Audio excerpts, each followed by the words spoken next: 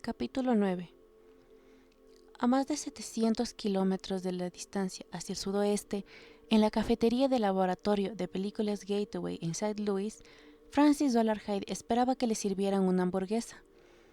Las entradas que se ofrecían en el mostrador no presentaban buen aspecto. Se paró junto a la caja y bebió un sorbo de café de la taza de papel. Una muchacha pelirroja vestida con un delantal de laboratorio entró a la cafetería y estudió la máquina de caramelos.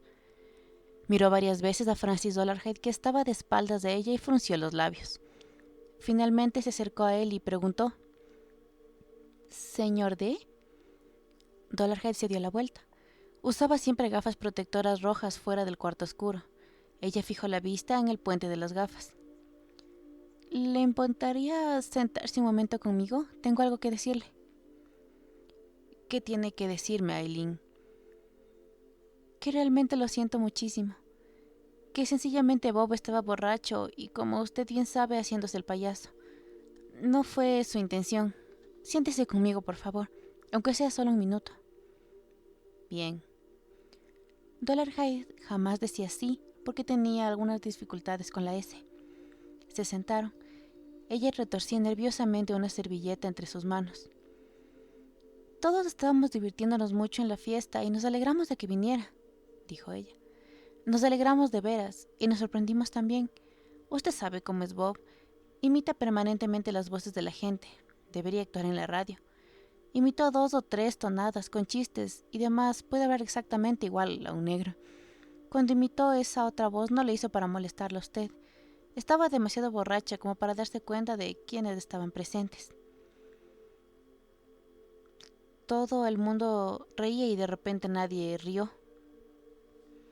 Dolarhyde no decía nunca más por la S. Entonces fue cuando Bob se dio cuenta de lo que había hecho. Pero continuó. Lo sé, dijo ella, tratando de mirar a la servilleta de antiparra sin demorarse demasiado. Y se lo hice notar. Dijo que no tenía mala intención, que comprendió que ya no había forma de dar marcha atrás, y entonces prefirió seguir con la broma. Usted vio cómo se sonrojó. Me propuso realizar un dúo con él. Lo abrazó y trató de tomarlo del brazo. Quería que usted también lo tomara como una broma, señor D. Lo tomé como una broma, Aileen. Bob está desesperado. Bueno, no quiero que esté desesperado. No lo quiero. Dígaselo de mi parte. Y que aquí no hay ninguna diferencia. Dios mío, con la habilidad de Bob yo haría una broma a continuación de otra. Dolarhyde evitaba en lo posible usar los plurales. Bueno, no pasará mucho antes de volver a reunirnos, y entonces verá cómo me siento. Bien, señor D. Usted sabe que debajo de todas esas bromas Bob es realmente un tipo muy sensible. Estoy seguro. Cariñoso, imagino. La voz de Dolarhyde estaba ahogada por su mano. Cuando estaba sentado apoyaba siempre el nudillo de su índice bajo la nariz. ¿Cómo dijo? Que creo que es buena para él, Aileen. Yo también lo creo, de veras. Bebe solamente los fines de semana. Ni bien empieza a relajarse, su esposa lo llama por teléfono. Me hace caras mientras hablo con ella, pero me doy cuenta de que luego se queda molesto. Una mujer puede darse cuenta de esas cosas. Palmeó a Dolarhyde en la muñeca y, a pesar de las antiparras, advirtió que el toque se había registrado en sus ojos. No se preocupe, señor D. Me alegro de haber tenido esta charla. Yo también, Aileen. Dolarhyde la contempló mientras se alejaba. Tenía una marca de succión en la parte posterior de la rodilla. Pensó acertadamente que Aileen no sentía aprecio por él.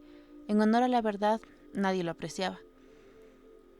El espacioso cuarto oscuro estaba fresco y olía a productos químicos. Francis Dolarhyde inspeccionó el revelador del tanque A. Cientos de metros de películas familiares de todo el país habían pasado por el secador. Muchas veces durante el día levantaba muestras de películas y las examinaba, secuencia tras secuencia. El silencio reinaba en la habitación. Dolarhyde no fomentaba la conversación entre sus ayudantes y se comunicaban generalmente por gestos. Cuando terminó el turno de la tarde, quedó solo en el cuarto oscuro para revelar, secar y ensamblar algunas películas de su propiedad. Dolarhyde llegó a su casa alrededor de las 10 de la noche. Vivía solo en una gran casa que le habían dejado sus abuelos. Se alzaba al final de un camino de grava que atravesaba un huerto de manzanos al norte de St. Charles, Missouri, del otro lado del río Missouri, frente a San Luis. El propietario del huerto se había ausentado y nadie lo cuidaba. Árboles secos y retorcidos se erguían entre otros florecientes. Ahora, a fines de julio, el aire del huerto estaba saturado con el olor a manzanas podridas. Durante el día se llenaba de abejas. El vecino más cercano estaba a 10 cuadras. Dolarhyde realizaba siempre una inspección de la casa cuando regresaba del trabajo. Unos años antes hubo un frustrado intento de robo. Encendió las luces de cada cuarto y echó un vistazo. Una visita no pensaría que vivía solo. La ropa de sus abuelos colgaba todavía en los roperos. Los cepillos de su abuela, con cabellos entre las cerdas, estaban aún sobre la cómoda. Sus dientes descansaban en un vaso sobre la mesa de noche. Hacía tiempo que ya se había evaporado el agua. 10 años habían transcurrido desde la muerte de su abuela. El director de la funeraria le había preguntado: ¿no le importaría, señor Dolarhyde, traerme los dientes de su abuela? Y mientras él contestó: cierre nomás del cajón. Contento de estar solo en la casa, Dolarhyde subió al primer piso, se dio una prolongada ducha y se lavó el pelo. Se vistió con un kimono de un material sintético de una textura como el de la seda y se acostó en la angosta cama en el cuarto que había ocupado desde su niñez. El secador de pelo de su abuela tenía una gorra de plástico y una manguera. Se puso la gorra y mientras se secaba el pelo hojeó una revista de modas. El odio y la bestialidad en algunas fotografías era notable. Comenzó a sentirse excitado. Giró la pantalla metálica de su lámpara de lectura hasta hacer iluminar una imagen que colgaba frente a la pared de los pies de la cama. Era el gran dragón rojo y la mujer revestida del sol de William Blake. El cuadro le impresionó mucho la primera vez que lo vio. Nunca había visto antes nada que representara gráficamente sus pensamientos. Tenía la impresión de que Blake hubiera espiado en su oreja y descubierto así el dragón rojo. Durante varias semanas, la sensación de que sus pensamientos refulgieran en sus ojeras y fueran visibles en la oscuridad del cuarto del trabajo y vieran las películas. Se colocó tapones de algodón en las orejas, pero temiendo que el algodón fuera demasiado inflamable, probó con lana de acero. Como eso los hizo sangrar, finalmente cortó pequeños trozos de tela de amianto de una tabla de planchar y formó con ellos unas bolitas que podía calzar en las orejas. El dragón rojo era todo lo que había tenido durante mucho tiempo, pero ya no era todo. Sintió los comienzos de una erección. Hubiera querido disfrutarla lentamente, pero no podía esperar más. Dolarhyde corrió los pesados cortinados de la sala de la planta baja, instaló el proyector y la pantalla. A pesar de las protestas de su abuelo había llevado al living un sillón del respaldo reclinable. Ella colocó una carpetita de encaje donde apoyaba la cabeza. A Dolarhyde le gustaba el sillón, era muy cómodo. Enroscó una toalla en el apoyabrazos. Apagó las luces. Así, recostado en ese cuarto oscuro, podía sentirse en cualquier parte. La luz del lecho estaba provista de una pantalla giratoria que producía manchas multicolores que trepaban por la estancia provista de una pantalla giratoria. Podía haber estado acostado sobre el asiento de una nave espacial o de una burbuja de vidrio entre las estrellas. Cuando cerró los ojos pensó que sentía las manchas de luz que se movían sobre él y al abrirlos se convertían en las luces de una ciudad situada arriba o abajo de él. Ya no había más arriba o abajo. La pantalla giraba más rápido a medida que se calentaba y las manchas se arremolinaban alrededor de él, pasando sobre los muebles en haces angulosos y cayendo como una lluvia de meteoros sobre las paredes. Podría ser una corneta atravesando la nebulosa del Cangrejo, pero un lugar estaba protegido de la luz. Había colocado junto a la máquina un pedazo de cartón que proyectaba una sombra sobre la pantalla. Alguna vez en el futuro fumaría, primero para intensificar el efecto, pero en esta oportunidad no era necesario. Oprimió el botón que ponía en funcionamiento el proyector. Un rectángulo blanco apareció en la pantalla, un rayado grisáceo al comenzar a pasar la película sobre la lente y enseguida el perrito gris paró las orejas y corrió hacia la puerta de la cocina, temblando y agitando su pequeña cola. Un corte y el perro corrió junto al cordón de la vereda, dándose vuelta para tirar a mordiscos hacia un costado. Ahora estaban en la cocina de la señora Leeds trayendo los paquetes con las compras. Reía y se tocaba el pelo. Los chicos salían detrás de ella. Un corte nuevamente y una toma mal iluminada del dormitorio de Dolarhyde en el piso de arriba. Está parado desnudo frente al grabado del gran dragón rojo y la mujer revestida del sol. Tiene puestos un par de anteojos de combate. Esos anteojos de plástico que se juegan alrededor de la cabeza y se usan los jugadores de hockey. La imagen sale ligeramente de foco al acercarse a Dolarhyde a la cámara con movimientos estilizados, estirando la mano para corregir el foco e invadiendo totalmente el marco de la película corta. La película tiembla y súbitamente enfoca un primer plano de su boca, su desfigurado labio superior fruncido, la lengua asomando entre los dientes, un ojo en blanco todavía en la imagen. La boca cubre la pantalla, los labios retorcidos dejan ver sus dientes mellados y la oscuridad al introducir la lente en su boca.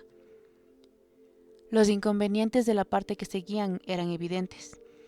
Una secuencia movida y borrosa con la luz fuerte se convirtió en una cama y en el acuchillamiento de Charles Leeds, la incorporación de su esposa cubriéndose los ojos con una mano, dándose vuelta hacia su marido y poniendo las manos sobre él, rodando hacia el costado de la cama con las piernas enredadas en las sábanas tratando de levantarse. La cámara enfocó de repente el techo, sacudiéndose y provocando unas rayas similares a las de un pentagrama, para luego estabilizarse y presentar un tema de la señora Leeds acostada nuevamente, con una mancha oscura que se agrandaba en su camisón y Leeds llevándose las manos al cuello y con los ojos desorbitados. La pantalla quedó a oscuras durante 5 segundos y luego se oyó el leve sonido de un empalme. La cámara estaba ahora inmóvil, sobre un trípode. Todos habían muerto ya y estaban ubicados en distintos lugares. 2 chicos sentados contra la pared que miraban hacia la cama, otro en el rincón enfrentando a la cámara. El señor y la señora Leeds en la cama cubiertos con las sábanas.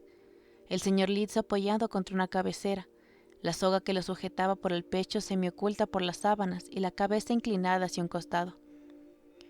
Dolarhyde hizo su aparición en la película desde la izquierda, con movimientos estilizados como los de un bailarín, salpicado de sangre y desnudo a excepción de las gafas y los guantes, haciendo morisquetas y saltando sobre los muertos. Se acercó al costado más alejado de la cama, donde estaba la señora Leeds, agarró la punta de la sábana, la sacó de un tirón y permaneció en una pose como si acabara de realizar una Verónica. Una fina capa de sudor cubría en ese momento a Dolarhyde mientras miraba la película, sentado en el living de sus abuelos. Sacaba constantemente la lengua gruesa, humedeciendo la reluciente cicatriz de su labio superior y mientras gemía y se estimulaba. A pesar de haber alcanzado en ese momento la cúspide de su placer, no pudo evitar cierto disgusto al advertir que en la escena siguiente perdía toda gracia y elegancia en sus movimientos, al agitar la cabeza como un cerdo, apuntando distraídamente el trasero a la cámara. No había pausas sobrecogedoras, ningún sentido de ritmo, solamente un frenesí brutal. De todas formas, era maravilloso. Observar la película le resultaba maravilloso, pero no tanto como los actos en sí. Dolarhyde sintió que la película tenía 2 defectos principales. El primero, que no registraba las muertes del matrimonio Leeds, y el segundo, que su actuación al final no era muy buena. Era como si perdiera todos sus atributos. Por cierto que el dragón rojo no lo haría así. Bueno, debía filmar muchas películas más y esperaba que con la experiencia podría mantener cierto nivel en los momentos más íntimos. Tenía que vencer. Se trataba de la obra de su vida, de algo magnífico, viviría para siempre. Tendría que hacerlo pronto, seleccionar a sus compañeros de reparto. Ya había copiado varios filmes de salidas familiares durante el 4 de julio. El final del verano siempre traía aparejado un gran movimiento en la planta de revelado, al recibirse todas las películas filmadas durante las vacaciones. El Día de Acción de Gracias suministraría otra buena tanda de ellas. A diario recibiría videos familiares por correo.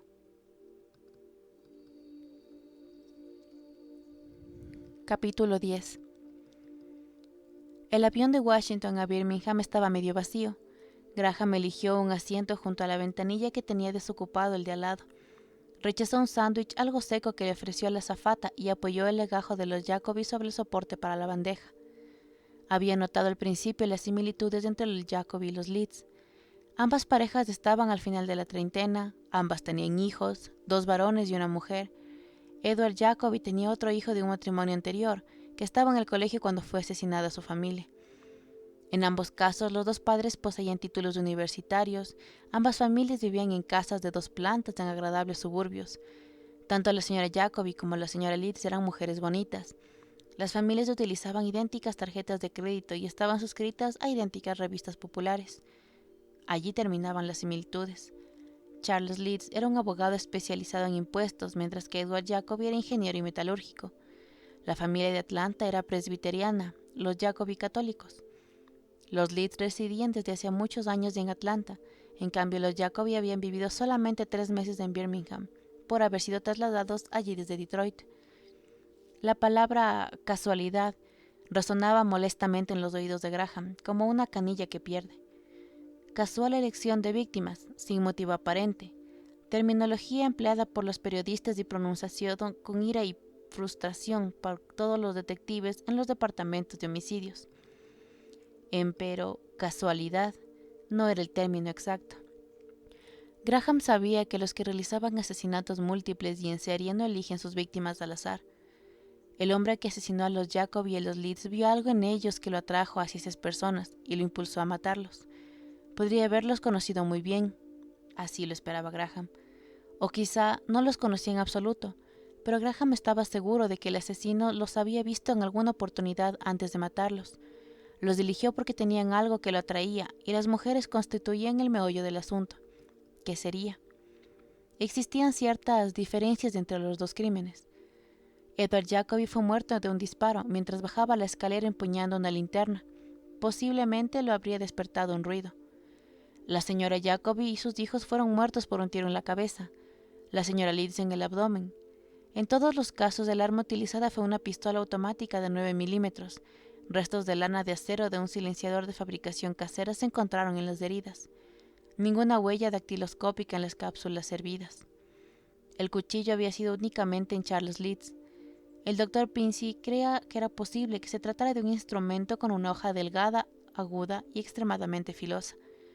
Los métodos para entrar a las casas diferían también. La puerta del jardín forzada en el caso Jacobi y el cortador de vidrio en el de los Leeds. Las fotografías del crimen de Birmingham no mostraban tanta sangre como la que ocurrió en el de los Leeds, pero había manchas en las paredes del dormitorio a poco más de 60 centímetros del suelo. Por lo tanto, el asesino también había tenido público en Birmingham. La policía de Birmingham revisó todos los cadáveres en busca de impresiones digitales, incluyendo las uñas, pero no encontró nada. A un mes de su inhumación por Birmingham, ya no quedarían ni rastros de una huella con la que se encontró en el pequeño Leeds. En ambos lugares había el mismo pelo rubio, la misma saliva, las mismas sustancias. Graham apoyó las dos fotografías de las sonrientes familias contra el respaldo del asiento delantero y se quedó mirándolas durante un buen rato, en medio de la calma del avión en vuelo. ¿Qué podría haber atraído particularmente al asesino hacia ellos? Graham quería creer a todo alcance que existía un factor común y pronto lo descubriría. De lo contrario, tendría que entrar en otras casas y ver qué le había dejado el duende dientudo. Graham obtuvo unas direcciones en la oficina de Birmingham y se puso en contacto con la policía telefónicamente desde el aeropuerto. El aire acondicionado del auto que alquiló lo salpicaba en las manos y brazos de agua. Su primera parada fue en la oficina inmobiliaria Gehan, en la avenida Denison. Gehan, alto y calvo, apresuró el paso sobre la alfombra peluda color turquesa para saludarlo. Su sonrisa se desvaneció no bien Graham exhibió su credencial y le pidió la llave de la casa de los Jacobi. ¿Irán hoy también policías uniformados?, preguntó con la mano sobre su cabeza. No lo sé. Espero en Dios que no. Tengo oportunidad de mostrarla 2 veces esta tarde. Es una linda casa. Cuando la gente la ve se olvida de lo que ocurrió. El jueves pasado vino una pareja desde Duluth, unos jubilados con buen respaldo, fanáticos del Cinturón del Sol. Estábamos ultimando detalles cuando apareció el patrullero y entraron todos a la casa. La pareja les hizo algunas preguntas y, por cierto, que no se quedaron cortos de sus respuestas. Esos simpáticos oficiales les hicieron hacer todo el recorrido, explicándoles quién estaba dónde. Luego se despidieron amablemente. Adiós, señor Gehan, disculpe la molestia. Trataré de molestarles todas las medidas de seguridad que habíamos dispuesto, pero ni las escucharon. Se marcharon como habían venido por el camino de grava y no se detuvieron hasta instalarse en su automóvil. ¿Algún soltero ha solicitado visitarla? A mí no. Hay una lista muy larga, pero me parece que no. La policía no querría permitidos pintar hasta, no sé. El hecho es que hasta el martes no pudimos acabar la pintura interior. 2 manos de látex para interiores y en algunas partes inclusive 3. Todavía estamos trabajando en el exterior. Va a quedar realmente linda. ¿Cómo se las arreglarán para venderla antes de tener autorización del juez? No puedo cerrar el trato hasta entonces, pero eso no significa que no pueda tener todo listo. La gente podría mudarse con un acuerdo formalizado por escrito. Tengo que hacer algo. Un socio mío tiene el papel preparado, y ese interés nos mantiene despiertos de noche y de día. ¿Quién es el albacea del señor Jacoby? Metcalf, Byron Metcalf, de la firma Metcalf y Barnes. ¿Cuánto tiempo calcula que se quedará allí? No lo sé, hasta que termine. Deje la llave en el buzón, no necesita venir hasta aquí. Graham experimentaba la vaga sensación de seguir un rastro frío mientras conducía rumbo a la casa de los Jacoby. Estaba justo en el límite de la ciudad, en una zona recientemente anexada a esta. Detuvo una vez el auto en la carretera para estudiar el mapa antes de encontrar la salida a un camino secundario pavimentado. Habían transcurrido más de un mes cuando fueron asesinados. ¿Qué había estado haciendo él entonces? Trasladando un par de motores diésel en un casco Ribovich de 20 metros, haciéndole señas a Arriaga en una grúa para que bajara un centímetro más. Molly aparecía al final de la tarde y los tres se sentaban bajo un toldo en la cabina de la embarcación, a medio terminar, y comían los enormes camarones que traía Molly y bebían cerveza helada marca 2X. Arriaga explicaba cuál era la mejor forma de limpiar los langostinos y dibujaba la aleta sobre el aserrín en la cubierta, mientras los rayos de sol se quejaban como las olas y jugueteaban sobre las plumas de las inquietas gaviotas. El agua del aire acondicionado salpicaba la perchera de la camisa de Graham, que se encontraba en ese momento en Birmingham, donde no había camarones ni gaviotas. Mientras conducía, veía a su derecha praderas y lotes arbolados, cabras y caballos, y a su izquierda estaba Stonebridge, una zona residencial que databa de mucho tiempo atrás, con unas pocas y elegantes mansiones y unas cuantas casas de personas adineradas. Vio el cartel de la inmobiliaria casi 100 metros antes de llegar. La casa de los Jacoby era la única de la derecha de la ruta. La savia de los nogales había pegoteado las piedritas del camino que resonaban contra los guardabarros del auto. Un carpintero trepado a una escalera estaba instalando rejas en las ventanas. El hombre saludó a Graham con la mano cuando entró a casa. Un gran roble daba sombra al patio de lajas del costado de la casa. Por la noche impediría también que pasara la luz del farol del jardín lateral. Por esa puerta corrediza de vidrio era por donde había entrado el duende dientudo. Las puertas habían sido reemplazadas por otras nuevas, cuyos marcos de aluminio conservaban todavía un brillo impecable, y la etiqueta con la marca de la fábrica. Una reja nueva de hierro fundido protegía las corredizas. La puerta de sótano también era nueva, de acero y con cerrojos. Sobre las lajas había cajones con las partes de un termotanque. Graham entró a la casa. Pisos desnudos y olor a encierro. Sus pasos resonaron en los cuartos vacíos. Los espejos nuevos de los baños no habían reflejado jamás las caras de los Jacoby ni las de su asesino. Todos conservaban aún la marca de una etiqueta que había sido despegada. Una lona utilizada por los pintores estaba doblada en un rincón del dormitorio principal. Graham se sentó sobre ella el tiempo necesario para que la luz del sol pasara de uno a otro tablón sobre el piso de madera. No había nada. Ya no quedaba nada allí.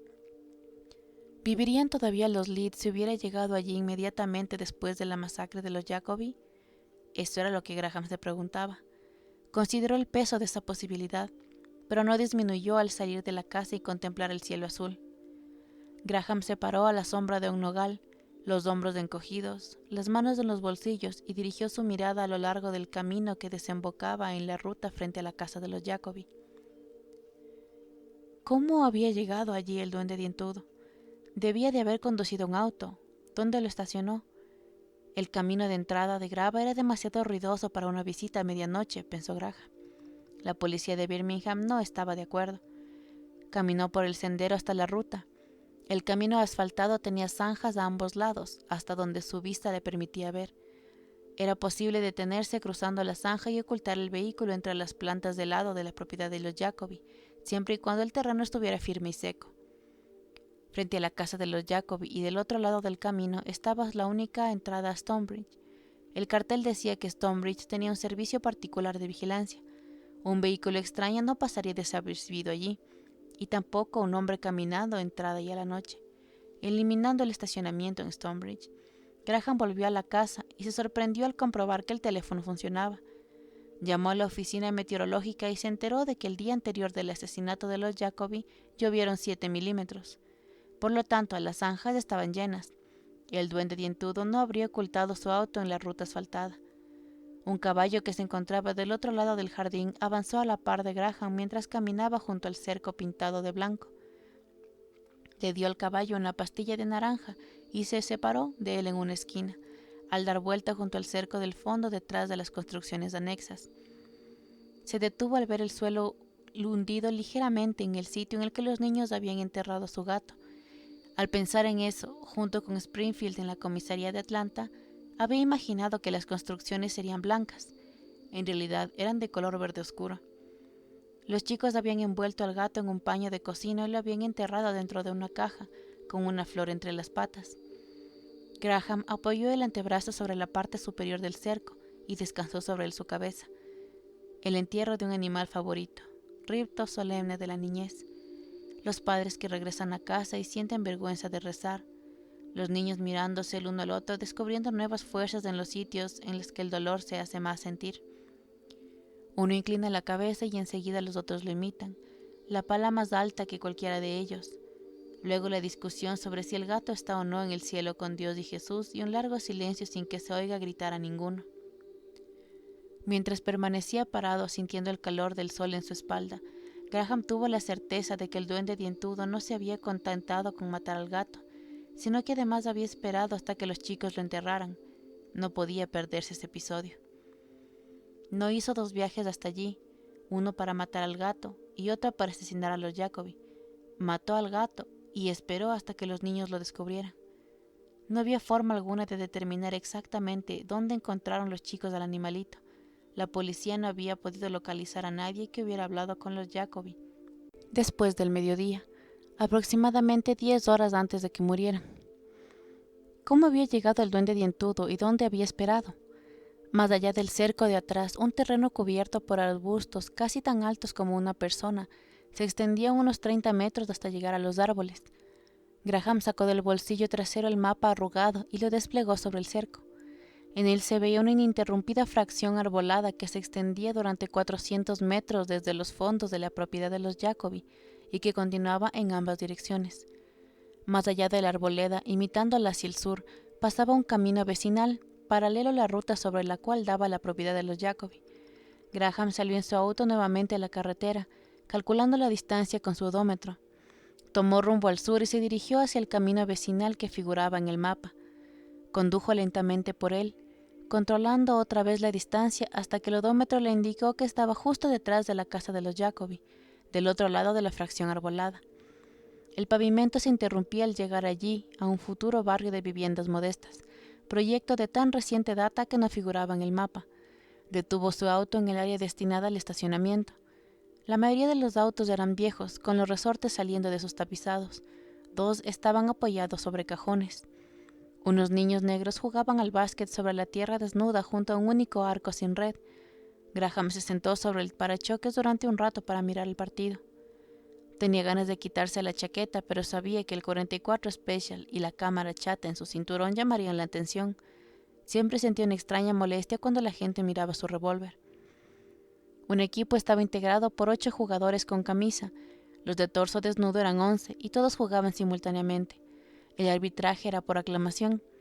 Un pequeño de torso desnudo, al fallar en una devolución, se dirigió airadamente a su casa. Regresó fortificando con una galletita y se integró nuevamente al grupo. Los gritos y el ruido de la pelota mejoraron el ánimo de Graham.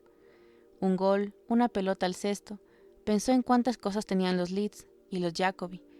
Según la policía de Birmingham, después de haber descartado el robo como móvil, botes y elementos deportivos, equipos de campamento, máquinas fotográficas y escopetas con cañas de pescar, era otra cosa que ambas familias tenían en común. Y al pensar en los Leeds y los Jacobi con vida, no pude evitar recordar cómo habían estado después, y entonces le fue imposible seguir mirando el partido de básquet. Inspiró hondo y se dirigió al monte oscuro que se alzaba al otro lado del camino. La maleza muy tupida al empezar el bosque de coníferas se hizo más rala al internarse. El terreno bajaba suavemente hasta el cauce seco de un arroyo sobre el que se alzaban unos pocos cipreses, y en la tierra rojiza podían verse pisadas de mapaches y ratones de campo. Unas huellas de pies humanos, probablemente algunas dejadas por niños, se desparramaban por el lecho del arroyo. Todas eran hondas y rodeadas de muchas lluvias que habían caído sobre ellas. El terreno subía del otro lado del arroyo, transformándose en una arcilla arenosa, sobre la que crecían helechos bajo los pinos. Graham subió la colina en medio de esta atmósfera calurosa, hasta ver por debajo de los árboles en el límite del bosque. Entre los troncos pudo divisar el piso superior de la casa de los Jacobi. Otra vez apareció la tupida maleza que llegaba casi hasta su cabeza y que se extendía desde el linde del bosque hasta el cerco de atrás de la casa de los Jacobi. Graham se abrió camino entre las plantas y se detuvo junto a una valla que daba al jardín. El duende dientudo podría haber estacionado su auto en el barrio de la construcción y atravesado el bosque hasta llegar al matorral de detrás de la casa. Podría haber atraído al gato y estrangularlo, sujetando el cuerpo inerte en una mano, mientras se arrastraba de rodillas y agarraba el cerco con la otra. A Graham le pareció ver el gato por el aire, sin darse vuelta para caer sobre sus patas y oír el ruido sordo al chocar su lomo contra la tierra. El duende dientudo debía de haber hecho todo esto durante el día, ya que los niños no habrían encontrado ni enterrado el gato de noche, y debía de haber esperado para verlos cuando lo encontraran. Esperó todo el día en medio del calor del matorral. Parado junto al cerco, hubiera sido visible entre los tablones. Para poder tener una perspectiva del jardín desde el fondo del matorral, tendría que estar parado mirando a las ventanas de la casa con el sol de frente. Evidentemente retrocedería hacia los árboles, y eso mismo hizo Graham. La policía de Birmingham no era tonta. Vio por ende que había rastreado la maleza, revisando el terreno como algo común y corriente, pero eso fue antes de que encontraran al gato. Buscaban pistas, objetos caídos, huellas, no una situación o posición ventajosa. Se internó unos cuantos metros entre la arboleda que se alzaba detrás de la casa de los Jacobi y caminó hacia adelante y hacia atrás entre las manchas de la sombra. En primer término se dedicó al terreno alto que brindaba una visión parcial del jardín y luego recorrió la parte baja junto a la primera hilera de árboles. Al cabo de una hora de búsqueda, un reflejo de luz que procedía en el suelo le llamó la atención. Lo perdió y lo encontró nuevamente. Era la argolla de latón de una lata de gaseosa semienterrada entre las hojas de un olmo, uno de los pocos olmos que crecían entre los pinos. Lo advirtió a 2,5 metros de distancia y durante 5 minutos no se acercó, dedicándose a escudriñar el terreno que rodeaba el árbol. Se puso en cuclillas y apartó las hojas tiradas delante de él mientras se acercaba al árbol, adelantándose como si fuera un pato por la senda que abría para evitar arruinar cualquier huella. Trabajó lentamente y consiguió despejar las hojas todo alrededor del tronco. Ninguna pisada había hollado en la capa de hojas del año anterior. Cerca del pedazo de aluminio encontró el corazón seco de una manzana, devorado por las hormigas. Los pájaros habían dado cuenta de las semillas. Estudió el lugar durante otros 10 minutos. Finalmente se sentó en el suelo y estudió sus piernas adoloridas y se recostó contra el olmo. Una nube de jígenes revoloteaba iluminada por un rayo de sol. Una oruga se paseaba por la parte posterior de una hoja. Un resto de arcilla rojiza proveniente de la suela de un zapato podría verse en una rama sobre su cabeza. Graham colgó el saco de una horqueta y comenzó a trepar cuidadosamente por el lado opuesto del árbol, examinando las ramas que estaban más arriba de la que tenía el resto del barro, detrás del tronco. Cuando llegó a los 9 metros de altura, miró hacia el otro lado del tronco y divisó la casa de los Jacobi a 50 metros de distancia. Parecía muy distinta desde este ángulo, predominando el color del techo.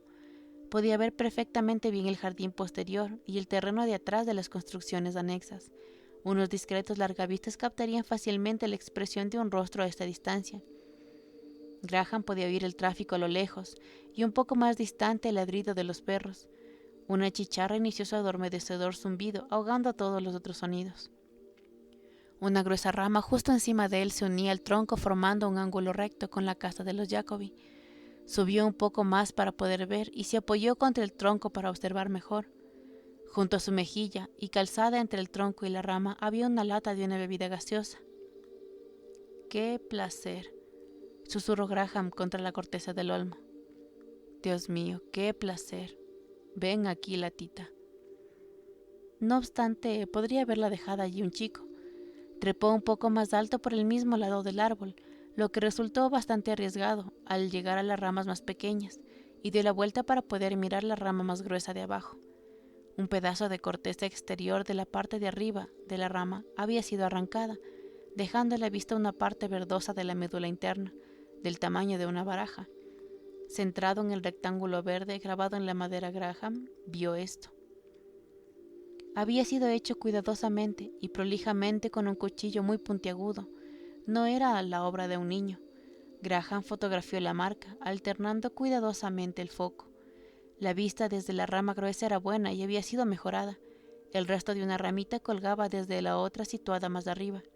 Había sido cortado para despejar lo visual. Las fibras estaban comprimidas y el extremo un poco achatado por el corte. Graham buscó el pedazo que había sido cortado.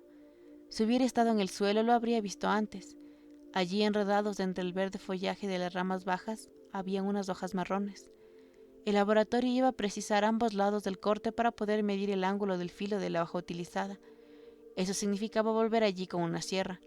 Tomó varias fotografías del muñón mientras murmuraba todo el tiempo para sus adentros. Creo, mi amigo, que después de haber estrangulado al gato y haberlo arrojado al jardín, trepaste hasta aquí para esperar. Pienso que observaste los niños y pasaste el rato soñando y tallando la rama. Cuando se hizo de noche los viste pasear delante de las ventanas iluminadas y observaste cómo bajaban las persianas y se apagaban unas otras luces. Y al cabo de un rato descendiste del árbol y te dirigiste hacia ellos. Fue así, ¿verdad? No debió resultarte difícil bajar directamente desde la rama grande provista de una linterna y ayudarte por la brillante luz de la luna que acababa de aparecer. Pero a Graham le resultó bastante complicado el descenso.